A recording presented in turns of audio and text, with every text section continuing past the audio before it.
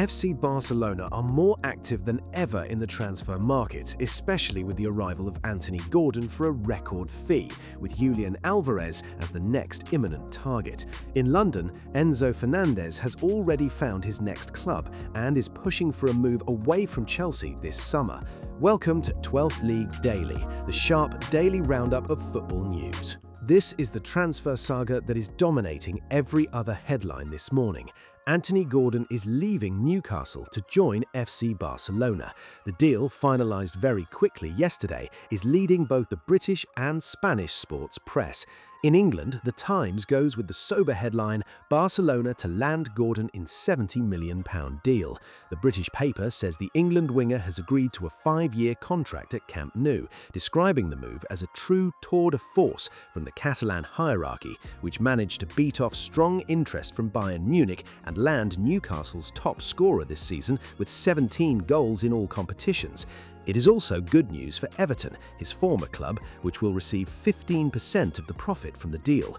Mirror Sport runs with "Barca win the Gord fight." The tabloid says the transfer comes with a wage of £300,000 a week and stresses that this sudden move casts huge doubt on Marcus Rashford, who may not be kept at the end of his loan spell with Barca and could return to the Red Devils, despite strong performances under Hansi Flick. Gordon's departure forces Newcastle into an emergency rebuild under Eddie Howe, who describes it as the hardest summer of his managerial career. In Spain, the mood is naturally euphoric. The 4 major sports dailies are showing the Englishman's face on their front pages. Sport leads with the explosive headline, "Gordon fichado," Gordon signed, calling the 25-year-old forward the first top priority signing for next season. It has to be said that his high-intensity football, constant pressing and endurance perfectly fit into Hansi Flick's system. The Catalan paper says Barca will pay €70 million fixed, plus €10 million in variables tied to trophies. Mundo Deportivo agrees, calling it an express operation, carried out masterfully. According to the paper, Gordon will arrive in Barcelona in the next few hours for his medical before joining the England squad on Monday to prepare for the World Cup.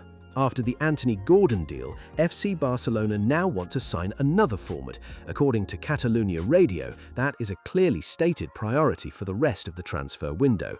We already know the João Pedro track has little chance of happening because Fabrizio Romano says Chelsea want to keep him firmly in place under Xabi Alonso next season. But the Julián Álvarez route remains possible, even if it is complicated, with Atletico Madrid demanding at least €100 million in compensation. Deco already met Julián Álvarez's agent, Fernando Hidalgo, yesterday evening in a hotel in Barcelona. Another figure who could prove key to the deal, Juanma Lopez, was also present at the meeting. Accompanied by Andy Barra, a representative of the same agency, they hope their good relations with Atletico Madrid can help unlock the transfer. Mundo Deportivo also says Barca want to complete the signing of Julián Álvarez before the World Cup begins. Argentina make their debut against Algeria on 17th June.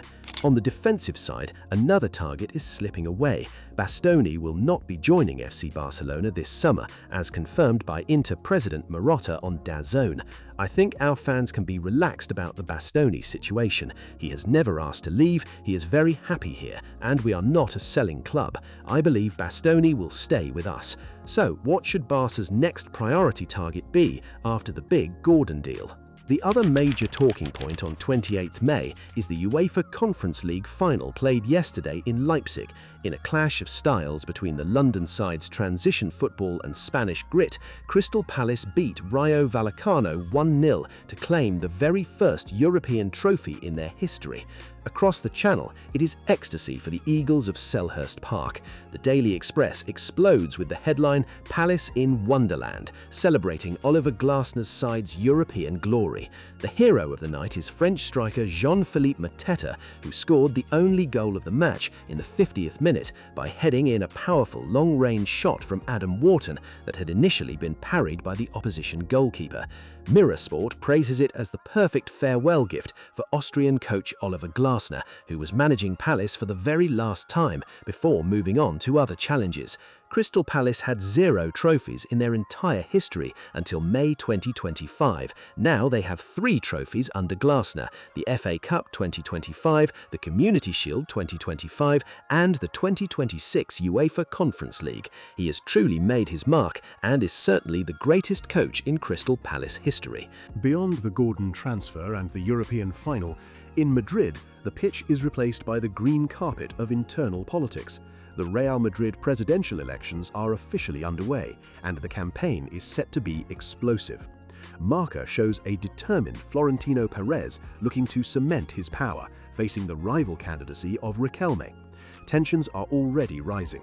According to AS and Sport, Florentino Pérez has fully entered the media arena by directly attacking his rivals, claiming that former President Ramón Calderón is pulling the strings behind Riquelme's candidacy, while also using the spectre of the Negreira case to rally the socios again. For his part, Enrique Riquelme is criticizing the electoral process itself, which he sees as exclusionary. It's crazy to me that to stand for the presidency of Real Madrid, you need nearly 200 million euros in personal bank guarantees. I'm sure there are many Real Madrid socios who would be better candidates than me and Florentino Pérez, but they cannot run because they do not have that money. If England and Spain are sharing the trophies and the players, Italy is the nerve center of a tactical earthquake shaking the dugouts of Serie A's biggest clubs. In Milan, the situation is chaotic and has captured the attention of La Gazzetta, which leads with the headline, "Milano ci si rivede." Milan, look who's back. Owner Jerry Cardinale and senior advisor Zlatan Ibrahimovic are working hard to find the future head of the sporting project. The Pink Paper Daily reveals a secret meeting took place in Vienna with experienced coach Ralf Rangnick. The German is demanding full sporting powers to choose the future coaching staff. The problem, the route to Andoni Iraola has collapsed, with the Spanish coach having turned down the Milan project in order to potentially succeed Oliver Glasner at Crystal Palace. Faced with this refusal, Tuttosport reports that Paolo Maldini did not hesitate to publicly criticize Cardinale's management. Jerry described me as a one-man show, but the truth speaks for itself. As a result, Milan would now be turning to Glasner himself or to Xavi, who is now being put forward as the favorite by Corriere dello Sport. In Turin, Juventus make the front page of Tuttosport with a clear demand: La Juve, Alisson, deciditi. Alisson, make up your mind. The Brazilian international goalkeeper, uncertain about his status as undisputed #1 at Liverpool, has received an ultimatum from the old lady. Luciano Spalletti has made him his absolute priority to guard the Piedmont side. If the Brazilian delays his answer, the Bianconeri are already studying high-profile alternatives, such as David De Gea or Alexander Nubel, who has been impressive with Stuttgart but belongs to Bayern. Meanwhile, executive Damien Comolli is working to raise 70 million euros on the market, notably through a possible sale of Glasner Bremer, in order to finance 3 major signings demanded by the coaching staff. To close this European tour, England has one eye fixed on the Champions League final, which will pit Arsenal against Paris Saint-Germain in Budapest this Saturday. The mood is one of sacred unity around the Gunners. In the pages of the Daily Express, Mikel Arteta exudes unshakable confidence. Arteta, we're gonna do it.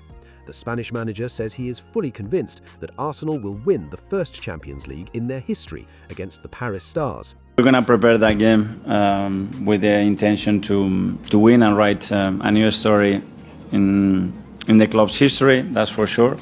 And we know what it's going to mean. We need to earn it. We need to prepare so well. I'm really confident that we're going to get there in the best possible place. And it's going to be for 90 minutes showtime at the biggest stage that you can play in club competition against a tough opponent. Finally, the atmosphere is close to insurrection at Stamford Bridge. Mirrorsport and the Daily Express both reveal Enzo Fernandez's desire to leave Chelsea. The Argentine midfielder wants to leave the Blues this summer to join Real Madrid. The London club, while reluctant to lose its World Cup winner, has set the bar very high. No release will be granted for anything less than an astronomical offer of £120 million, around 140 million euros.